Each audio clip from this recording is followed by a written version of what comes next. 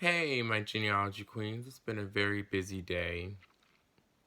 Very busy lately, and I've just been kind of taking care of a lot of stuff. Life is going the way it's going. It's just kind of going. I don't really know what to put a name on it. I don't know if to say bad or if it's good.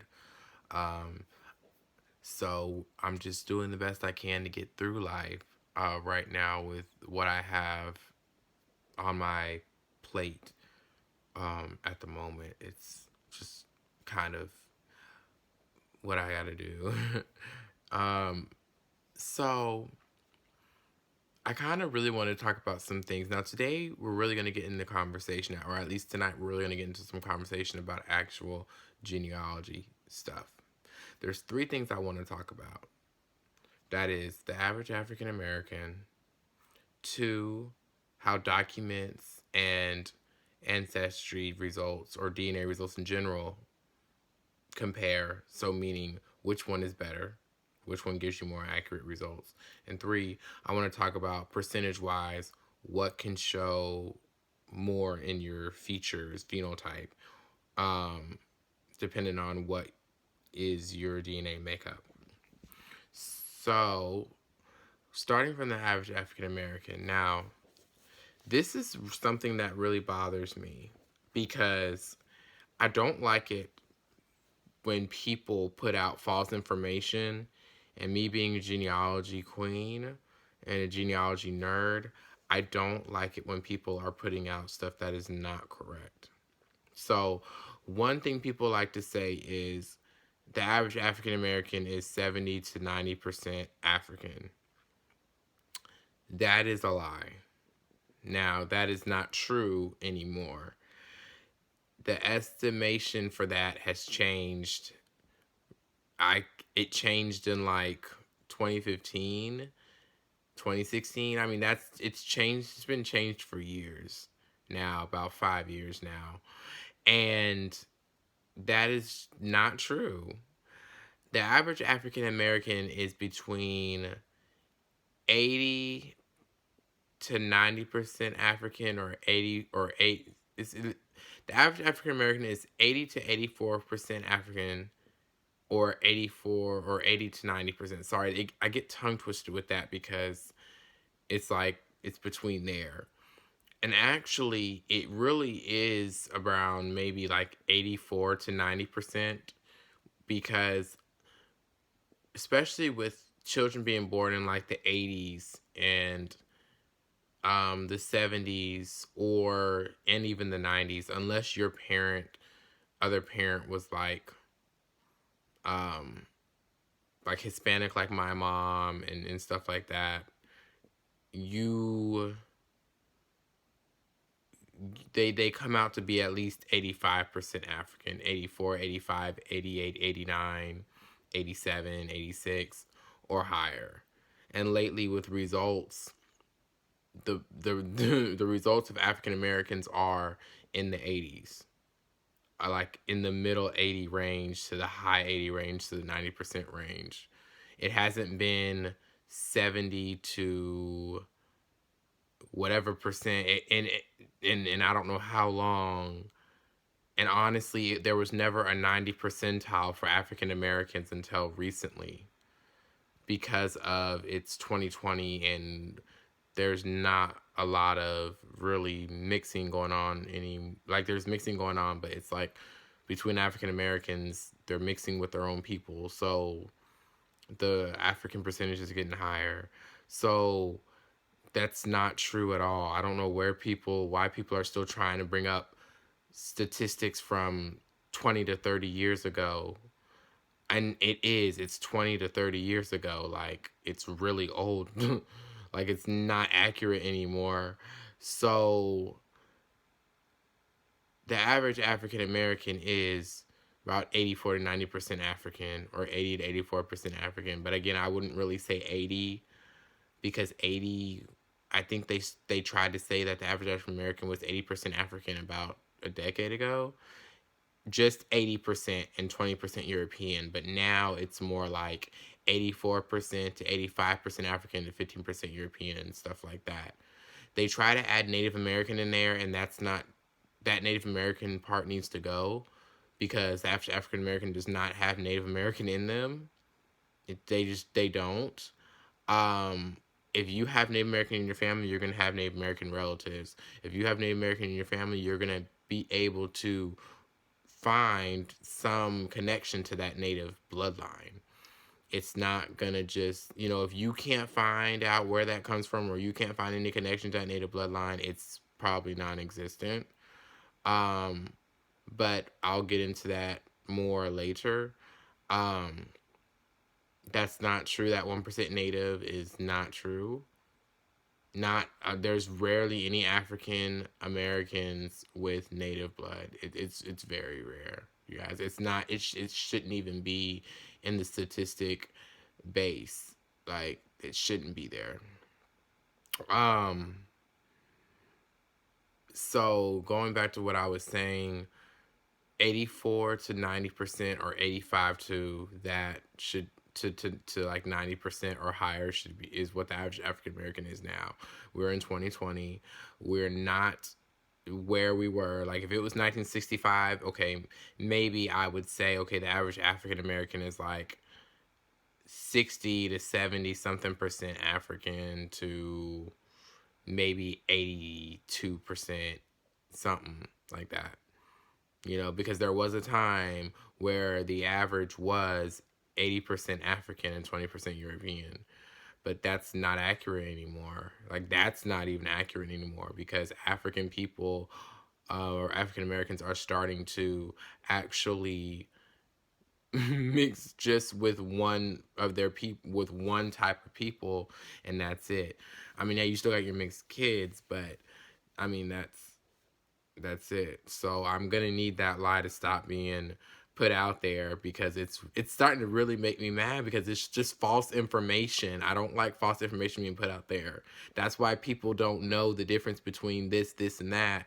Because you people want to listen to other people that don't know what they're talking about. And it's like, if you don't know what you're talking about, why are you putting it out there? It just really aggravates me.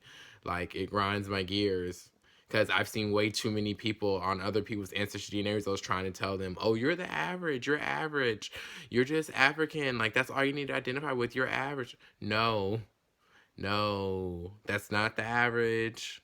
That's not the average, okay? Stop. Stop.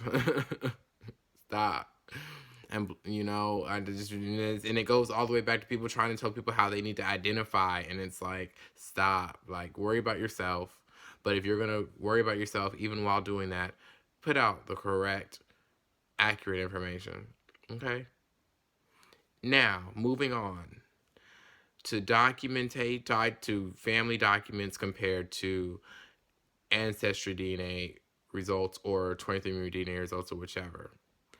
When you are trying to find out your family bloodline, um, a DNA test is going to be the best thing to do.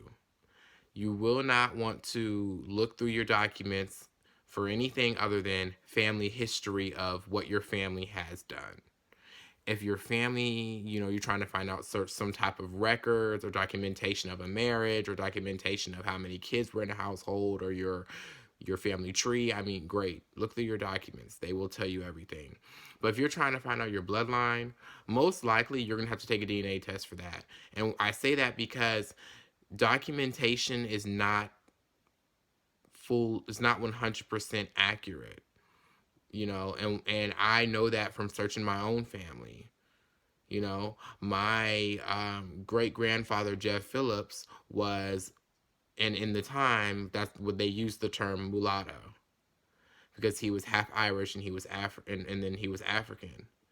But see, he has like 4 documents where it has him as mulatto, and then it has him as just black, and then it has him as mixed or whatever. It's like so many documents. So you can't just go off of just documentation, because documentation changes over time and people will label you what they want, and then you can label yourself. Because there was a time where you were labeled as what they wanted to label you as, and then you could finally identify as what you want to identify as. So when it comes to bloodline, you need to take a DNA test, because that does not match up with what it truly is. Also, when you talk about Native American DNA, going back to what I was saying, just because you have a document that says that your great grandmother was or great great grandmother was part of this tribe doesn't mean she was actually Native American. There were Native Americans who took in people of African descent and even European Americans, and adopted them into tribes, and all their life they grew up as Native American, so that's what they put, but they weren't native by blood. So that doesn't mean you're Native American. And I'm not saying that in a bad way. I'm telling you that's the truth. It's facts. Like you're not Native American. You may be Native American by culture, but not by bloodline. So there's a difference in that culturally, and then being it by bloodline. It's just two different things. So documentation is just too sketchy and it's too iffy to go by 100%. So unless you're looking for records, unless you're looking for documentation about a marriage, as I said before, or anything else, do not fully 100% believe your documents. Now, moving on. When we speak about percentages, I remember seeing something under a video where people were talking about if a percentage is above 10%, it's noticeable. But if it's below that, they didn't really say anything about it being below. They just explained that um, if it is above 10%, it's noticeable. I will agree with that. I will agree that if a percentage of DNA is above 10%, it's noticeable. However, again, I may have to kind of say sometimes it's not noticeable, but majority of the time it's noticeable. But I will also say that something below 10%, whether it's 1%, 2%, 3%, whatever, can also be noticeable depending on how strong that gene is. So we can't always put emphasis on percentages as, oh, well, you're 20%. Oh my God, that's definitely going to show. Because, I mean, it'll show definitely at somewhere in your features, hair, wherever, but that doesn't exactly mean that gene's going to be the most dominant. There could be somebody who is 80% European and 20%, South Asian, but they still just look European. So doesn't stop them from being part South Asian, but they just still look European. I've seen many results. I've seen many people who have that mixture in them and don't look it at all. But they are that. So I mean, you can't always just say that because it's not really true, but at the same time, it is true. So like, it just depends on like how that gene wants or can express itself through your DNA. It's just the expression of that gene. So if that gene is going to express itself more than another gene, then you will have that gene. Okay? Um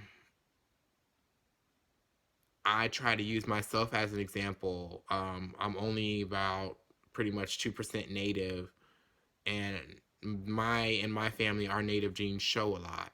So for example, like my eyes and like some of my cheekbones and how my face is, and my, that's being Mexican, my mustache and just hair and all of that, and then my European also goes into that, and then my African, all of my genes express themselves. My African, my Native American, and my European, all of that expresses itself in my DNA makeup. But that's not for everybody, so it's just is what it is. um so that was just a very interesting thing that I saw being brought up on also on other people's DNA results. So I just kind of wanted to comment on that. So that was pretty much it. I do believe that's all I kind of wanted to state. I did also want to mention that one of my subscribers, Victoria, who is Nigerian, she explained to me about the concept of people saying you are what your father is, which is an African thing. Even though I completely disagree, because I actually am more of what my mother is than my father.